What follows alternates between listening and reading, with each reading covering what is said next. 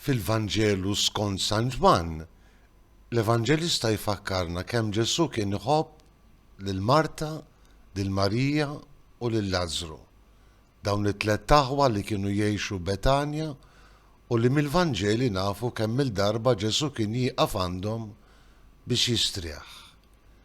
X'faraġġ naħsbu f'Ġesu li anki hu fl-umanità tiegħu kellu bżonn din il-familja, dawn il-ħbieb veri biex jisimgħuh u mhux biss jisimgħuh imma jistrieħ għandhom. Insellmilkom u nistedinkom għal 243 riflessjoni 3 minuti mal-Patri.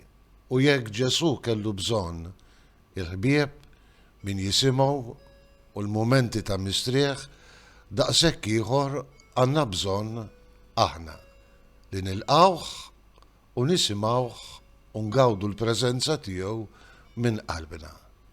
Hekk jagħmlu Marta u Marija fil-Vanġelu li sejrin nisimgħu skont San Luqa. Marta illi tlestilu ikla tajba, illi tilqgħu f'dara bil-ferħ, imma forsi tintilef kif jgħid Ġesu wisq, tinkwieta wisq fuq affarijiet sekondarji. Ma rfitx il-grazzja tal-preżenza tiegħu, ma rfitx il-grazzja illi tgawdi fiskiet mill-qalb il-preżenza sabiħa ta' Ġesu. Ara Marija, illi skont Ġesu għażjet għamlet l-aħjar għażla. Dak il-mument tinsa kollox, twaqqaf ir-rutina tal-ħajja ta' kuljum u tgħix dawk il-mumenti prezzjużi fil-preżenza ta' Ġesu.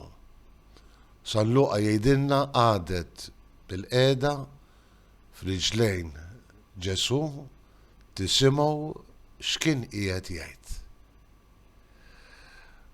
Għax il-ħbiberija wkoll timplika li nisimgħu il-ħbib tagħna, li ngawdu l-preżenza tagħhom mingħajr ħafna kliem u hekk tagħmel Marija, tara fil-ġmiel il-grazzja ta' Ġesu preżenti f'dara mhux fost il-folol kbar ta' nies u tagħmel dik l-għażla li tisimgħu biex taġen il-ħajja kollha tagħha fuq il-kelma ta' Ġesu.